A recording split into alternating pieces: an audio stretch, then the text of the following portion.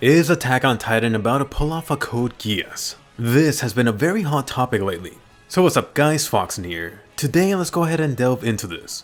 The latest Attack on Titan chapter 100 has everyone talking about Code Geass and Attack on Titan. Is Eren about to sacrifice himself to bring an end to all Titans and bring world peace? But before that, why is Code Geass being brought up? What is Eren's Zero Requiem plan?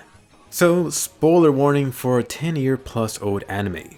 The ending of Code Geass had Lelouch basically becoming this dictator for the entire world. Lelouch hoped to get every person, nation, every single thing on Earth to hate his guts. After that happened, he had his friend Suzaku take the mantle of Zero and then kill him. The plan was ultimately to center the hate around himself, thereby bringing the world together in their hatred. By having everyone hate him, in one single moment, all the evil on Earth would disappear. Just like that, peace on Earth achieved. Sounds like a perfect plan, doesn't it? Yeah, I know you're thinking it, there's issues about this, especially when you really start breaking it down. And we may get into that, but here's the question. It's about whether Eren is trying to pull off something similar. Will Eren sacrifice himself for the world? Is Eren going to be resurrected in a sequel series 10 years later? Oh wait, not that part of Code Geass. Definitely share your own thoughts about this while we look into this. First things first, the ultimate Shingeki no Kyojin Requiem. For now, let's assume that Eren is going to do this. How in the world is he going to pull this off?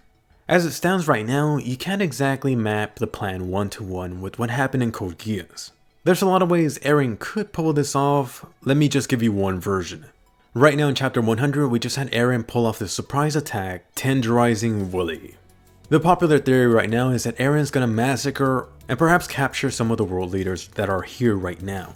As you know, there's so many world leaders and representatives at this festival. But you might be wondering, wasn't killing Willy enough? I mean, Willy was supposed to be this beloved person by everyone.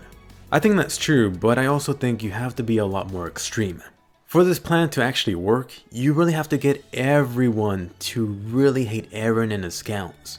It has to be absolutely clear that they're the true devils, the true enemies. That it's them, not the innocent people on Paradise Island. This way, the devils living on Paradise Island would be spared. That has to be the key, otherwise there's no point for this plan. So with that said, you could cross off the world wanting to hate you off your checklist. Next up, how do you sacrifice yourself? This is a bigger issue. In Code Geass, it was much easier to do since the whole world was watching this live. In Attack on Titan, you can't really do that. This is where Hanji and the other scouts come in. They already have experience using the media from the Uprising arc to spread their message. Now they just have to do it again. The challenge would be getting the message worldwide from the Marley Nation, or Paradise Island, wherever they're at.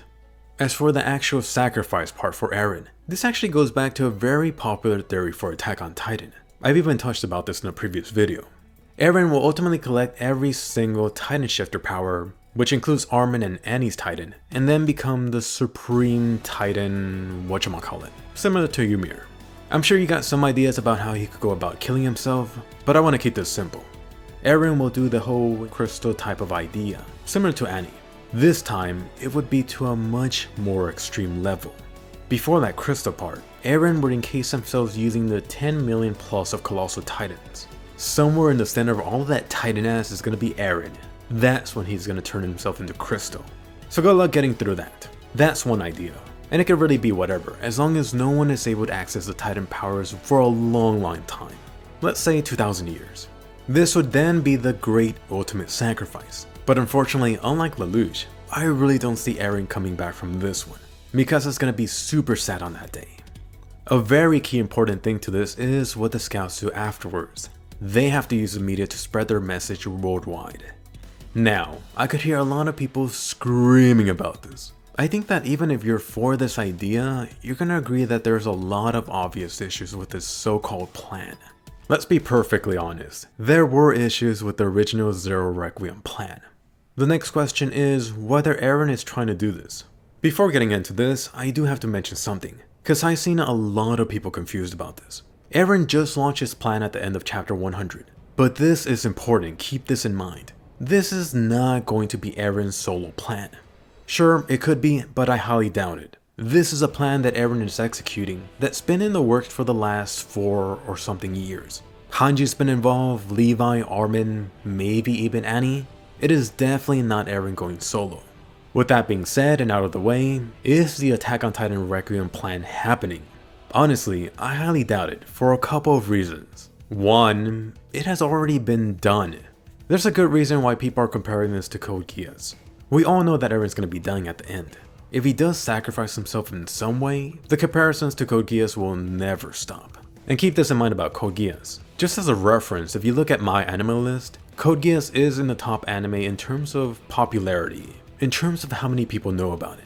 I do think more casual fans are aware of Attack on Titan, but I would argue that more anime fans are aware of Code Geass, or at least they're at the same level. This means that you already have a lot of people aware of Code Geass. They know about the complete story and its conclusion, or so-called conclusion. Reason number 2, because it's already been done, I could guarantee you that Isayama is aware about this. There's a lot of parallels in Attack on Titan to real life history in our world. Isayama as an author is very aware of what's going on, especially about what his fans are talking about.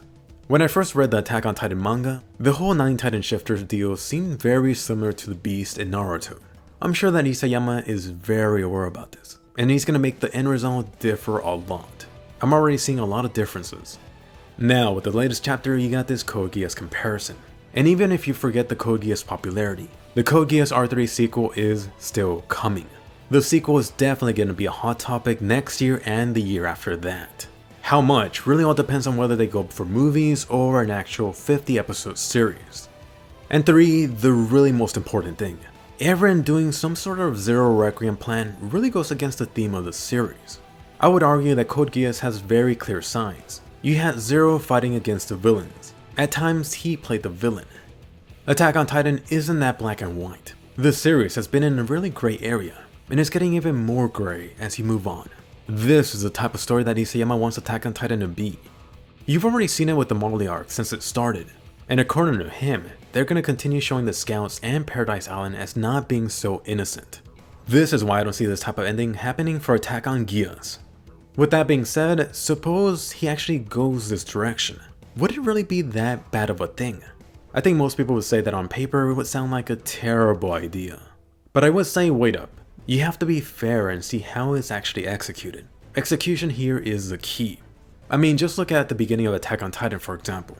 The whole apocalyptic, zombie-like premise is not new at all. Attack on Titan took the premise and made something unique out of it. And then even after Attack on Titan came out, there's been several anime that started off pretty similar. Anyone remember Cabaneri of the Iron Fortress? You had a village of people living behind closed gates. Outside, you had a bunch of zombies that wanted everyone inside dead. One day, the wall comes down, and hell breaks loose. These zombies start eating everyone in sight. At the same time, the people inside retreat to another more protected area. The protagonists of the story are part zombie Cabaneri themselves, which gives them powers that allow them to fight these creatures. Sound familiar? I think you'll agree that on paper, it's super similar to Attack on Titan, which itself was very similar to other things that came before it. Cabaneri of course went on to become its own thing. And sure, I could hear some people screaming that this series sucks, it has issues, but that's a whole other video discussion. But anyway, back to the main topic. What does this all mean? Personally, I highly doubt that Attack on Titan will take the Zero Requiem route. It's already been done. Plus, you still have over 2 years of story left. However, I wouldn't be surprised if people keep comparing the two series. Even if Attack on Titan ends with Eren sacrificing himself, how Isayama goes about doing it is the key. Isayama has done an excellent job building Attack on Titan so far, so you gotta have faith in him. You gotta hope that he doesn't stumble just before the finish line. But anyway, those were my thoughts. I want to hear from you now.